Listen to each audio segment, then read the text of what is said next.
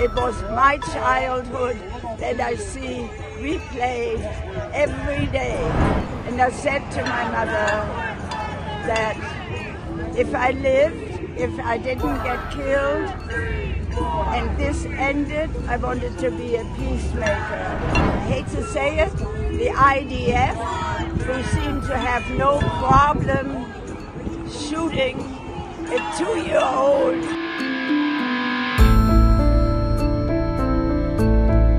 My family was murdered in 1941. In 1943, it was my turn and my mother's turn when the Allies bombed the civilian section of Hamburg, Germany. The Brits at night and the Americans during the day.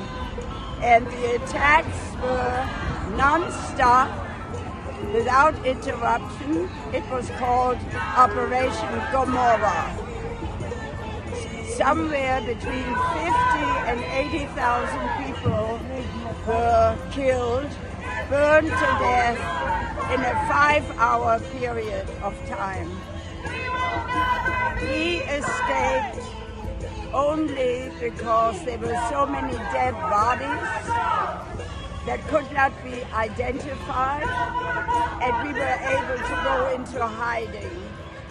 Our hiding place was just outside Hamburg, Germany, in an ex-urban farm. And our hiding place was a tar paper shack. If there were no people around, and an earthen dugout under some hazelnut bushes when there were people about. On my 8th birthday, while we were in the horrible hole,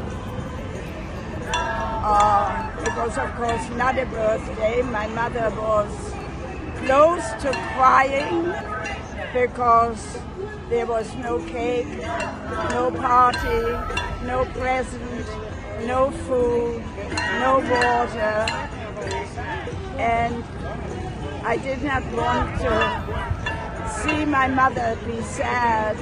And I said to my mother that if I lived, if I didn't get killed, and this ended, I wanted to be a peacemaker. And that was 80 years ago. I'm now 88, and I am still fighting for a world without war.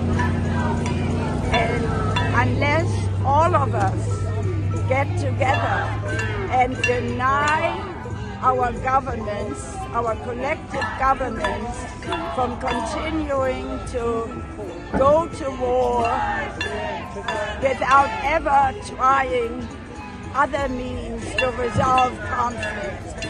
And the only people happy are the armaments manufacturers, the kinds of people like, I hate to say it, the IDF, who seem to have no problem shooting a 2-year-old in the forehead, not once but twice.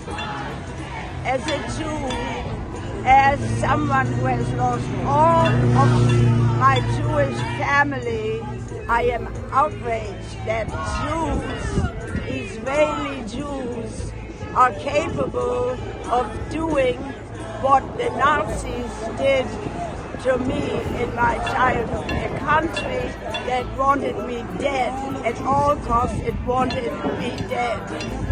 I survived it, and because I survived it, I have an obligation to speak out against injustice.